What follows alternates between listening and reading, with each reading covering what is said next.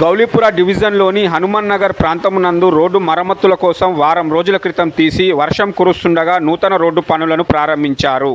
స్థానికంగా నివసించే Congress party senior నాయకులు రాజు యాదవ్, మామిడాల శ్రీనివాసులతో పాటు స్థానిక ప్రజలు వానలు కురుస్తుంటే రోడ్డు వేస్తే ఏమైనా ప్రయోజనం ఉందా అంటూ GHMC AE Tejavath, work inspector Srikanth, contractor T సురేందర్కు ప్రశ్నించగా అధికారులు పొంతనలేని సమాధానాలు చెప్తున్నారని అన్నారు.